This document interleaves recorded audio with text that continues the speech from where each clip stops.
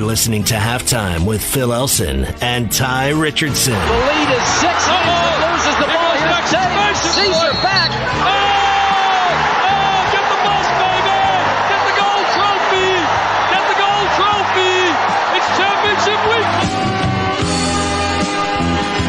Well, only the biggest games with the presence of one Dick Vitale, the most recognizable voice in college basketball, joining us right now on ESPN Arkansas. We really appreciate your time. Dickie V, how you doing? I'm doing really great, man. I got a tweet there and a text message from Eric, your coach, Coach Muss, and it's in there showing me a bunch of signs that the students, I guess, came into his office. They're giving away some posters or whatever. And I'm really excited about coming down there. I know my partner is as well, Bob Wischusen. So we're looking forward to hitting Fayetteville Friday night. So you know what kind of an atmosphere you're going to get there. And it's maybe it can be replicated in some of the other buildings in college basketball. You're going to have 19,200 screaming Razorback fans. This, to us, feels like it's the most anticipated basketball game for Arkansas in over 5 to 6 years. So they're ready for you. Wow. Well, I know they get after it. I remember guys to come there during the Nolan Richardson era in particular. And, oh, wow. I remember being there years ago with Shaquille coming to town against the Razorbacks, and that place was electric, like you couldn't believe. So I'm looking forward. And, Kentucky, let's face reality. I just talked to John Calipari about maybe 30 minutes ago, and they bring everybody's best shot. Everybody plays at another level. Fans get more excited when they come to town. They create a frenzy. And he wasn't, happy last night with their performance against South Carolina. So I think that puts a little bit more pressure on Arkansas because the one thing, if you check his track record after losses, I know this year he had back-to-back losses to Utah and he lost to Ohio State, but it doesn't happen often in his career because he has a way of getting the players to respond after a loss. And we'll get into some of this stuff involving Arkansas here. What did Calipari say happened yesterday? 56 second-half points by the South Carolina Gamecocks. That really stands out. Well, what did Calipari say happened to them yesterday?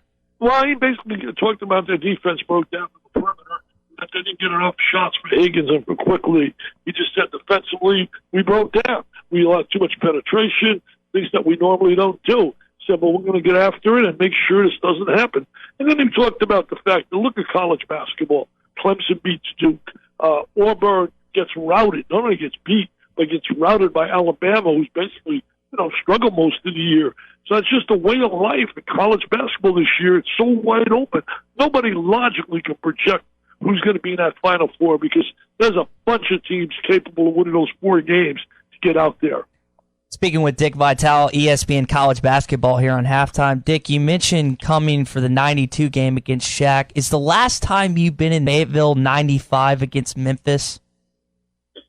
Well, I was there in 95, and you guys probably know more than I. I don't know where I'm at yesterday. How am I going to tell you where 94 and 95? Was that the last time I was there in 95? I think so. That's what we've heard from different people. I didn't know if you remembered. You're probably right. It's just... it's great getting to places where you haven't been. I love that. I can't wait. I've been I was Duke and places in Carolina on a regular basis. But, when a team gets hot like Arkansas is right now and playing well, I think Eric Musselman's going to do a great job. Not to say, and I will say this right here on record, Mike Anderson was a good choice there. And Mike Anderson did a solid job. But sometimes in a situation, a breakup is good for everybody involved. And Mike's doing one hell of a job at St. John's. In fact, I sent him a tweet the other day that he was the right hire for that job because that had been a struggle city. He's brought some enthusiasm and some excitement, and he's going to get after kids in New York City. So sometimes a breakup is good for everybody involved because after a while, things become stale. You mentioned being high on the Hogs. I think I saw that you ranked Arkansas 19th in your AP poll voting this week. That's higher than any other person that sends in an AP poll ballot. Oh, really? Too many people play too much with these ballots this time of the year. The only ballot that counts is when we get to the finale, man. That's the one that counts. It's great for selling tickets. It's great for PR. They've been selling out on a regular basis every game this year. 5 sellouts, Phil? 5 sellouts all Saturdays. All the Saturday home games have been sold out now. Well, there's a lot of great interest in there. Obviously, people love their basketball. How is Nolan Richardson doing? He's doing great. I mean, he comes to some games. You know, they renamed the court after him in October in a ceremony that brought back a number of his players. Coach Anderson came back for it as well. So there's been that. There's been that reconnect. I thought that would have been done years ago. I mean, when he had that place, it was unbelievable. I used to love coming down there, seeing some great talent. I mean, who could ever forget certainly the great teams that they had, and certainly beating Duke in that championship game was just special. But it's great. I hope he's going to be at the game Saturday. You don't know if he's going to be there, do you? Not sure. I want to ask you about Jimmy Witt. You know, he puts up 30 yesterday without hitting a three-pointer. That's only happened 7 times in the history of Arkansas basketball since the three-point line was instituted. And to me, he seems like the kind of player that could have succeeded at any era because, and we talk about the mid-range shot, for me with Jimmy Witt, and we saw this yesterday, he was like, it was all short range. And the mid-range jumper is supposed to be a forgotten art, but he's really good at getting within 10 feet and knocking them down. He's been a standout. Well, you know, he's a standout for them, but also I don't think Jones didn't have a good game yesterday, did he not? No, didn't score in the first. They only scored 1 point, but dished out 8 assists. I couldn't believe that. When I saw that number, that really got me. And they won, you know, and I seen where Jimmy got what he did. But the kid Joe certainly, you know, Joe, and that was a concern really of Calipari as well, defending Joe and Jones, because they're so dynamic together, the two guys, and they're so guard-oriented when you look at that matchup. I think a real dilemma might be something that I'm sure they're thinking about right now when you talk about Arkansas and preparing for Kentucky, is the size inside. If Kentucky's going to go as their big people, they got 3 good perimeter players in Higgins, quickly, and certainly in the kid, the Maxey. But inside, they're up and down. Richards has improved a little bit. Not a guy that's going to deal with a lot of physical contact. I think the Frank Martin's kids just do a little physical with him. And the bottom line is Montgomery has a chance, but has not blossomed to where they think he should be. But he's capable. I think he needs that one big game to get him the confidence to get going. But they're going to be, if they can get their bigs to contribute, they will be a tough team for people to beat because their 3 guys on the perimeter are very good. I know, Dick, you've got a good relationship with Eric Musselman, but I went back and looked, and when you were coaching your first year at Detroit Mercy, you coached against Bill Musselman at Minnesota. What kind of a coach was Bill Musselman, and do you see any of that reflected in Eric Musselman? Yeah, the intensity, the emotion, the passion, the love for the game. They used to live down here, Bill, where I live in the Sarasota area. Bill was down here on a regular basis. He used to go to Siesta Key Beach all the time, and you know his teams were always disciplined and tough. And one of my great wins in my first year as a coach was we beat them at the buzzer in Minnesota. And man, it was a great win because I'm trying to get up there to call a timeout. We got the ball, and they can't see me because you coach it down below, and you got to go up on a platform and step up. I'm lucky I didn't get up there and screw up some play, and we hit a shot to win the game. Speaking with Dickie V now here on halftime, he'll be on call for the Saturday game between Arkansas and Kentucky. When you look at Arkansas, I know you were talking about you used to love coming when Nolan had the teams rolling, and they were just one of the powerhouses of college basketball. As a national college basketball guy, from your perspective, where does Arkansas rank as a job in the SEC? Well, you know, you look at the SEC as a job. Bottom line is you got great fan support. So as a coach, you want that. The facilities are good. And you got the SEC to sell, great TV package, and you can get players. And the bottom line is you can win. It's an excellent job. They're going to pay fairly well as well. I mean, I'm sure Mr. Musselman's not starving, that's for sure. And, you know, I think it's a job that you can win. You want to go someplace you got a legitimate chance to win. And you got a chance to win in Arkansas. They have proven that over the years.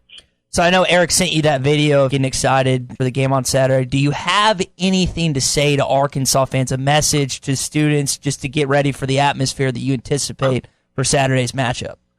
Well, you know, just come in there with the spirit, the enthusiasm, cheer in a very positive manner.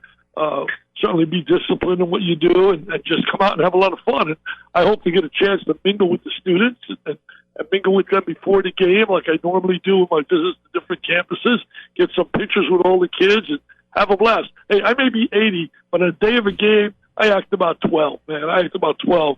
today's been a very special day for me. I've been on the phone all day today accepting congratulatory messages because I just got a major award announced yesterday.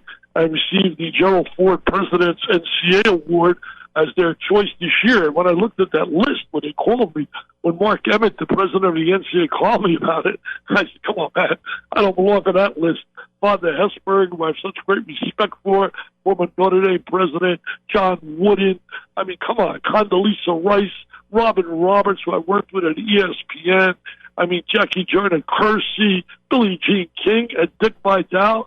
Something doesn't add up there, man. Not bad for a one-eyed, bald-headed guy from New Jersey. It's 40 years now at ESPN. Dick, we've got to do something about one of the great injustices in sports. You get all these great regular season games and no postseason games. I don't know what we got to do it. I don't know what we got at ESPN and CBS or Turner to do. We can't believe that you don't call NCAA tournament games.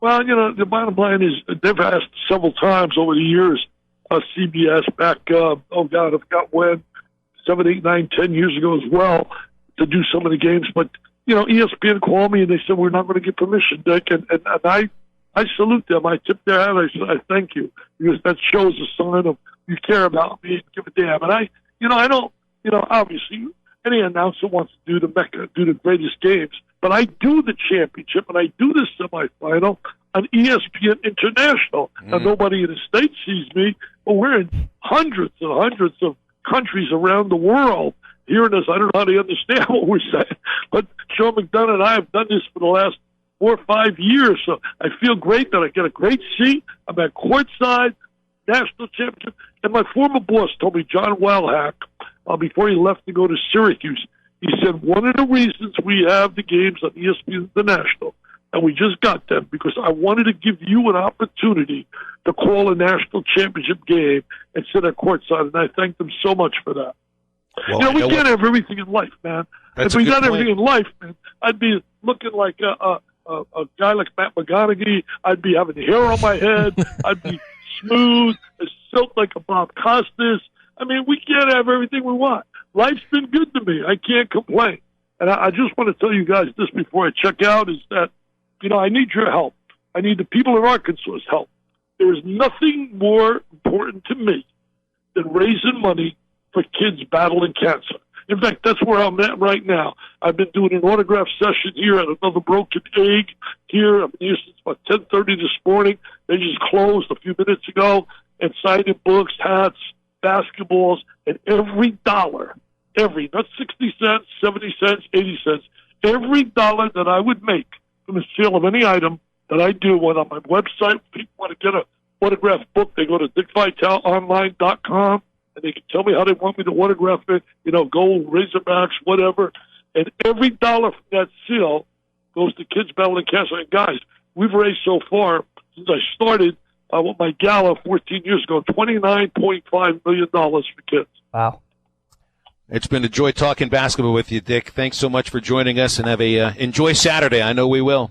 I'm going to enjoy Saturday. Are you kidding me? You guys do a good job. I can tell you're prepared. I can tell you know what you're doing.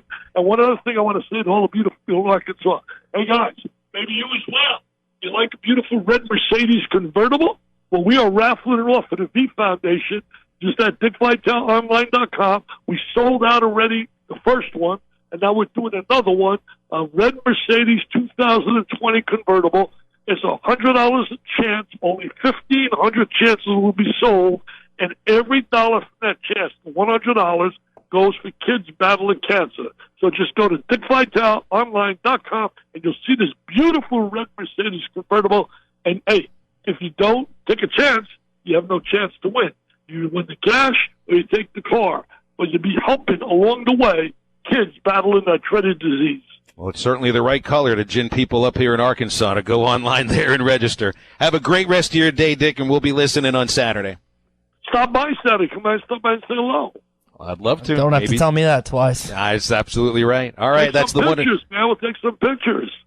You guys are awesome, baby. Look at these guys, ESPN in Arkansas. They do a good job. I got to get a T.O. baby and run. All right, take care, Dick. That's great. Man, the guy knows how to deliver, doesn't he? He really does. That's going to be open tomorrow. He knows how to deliver.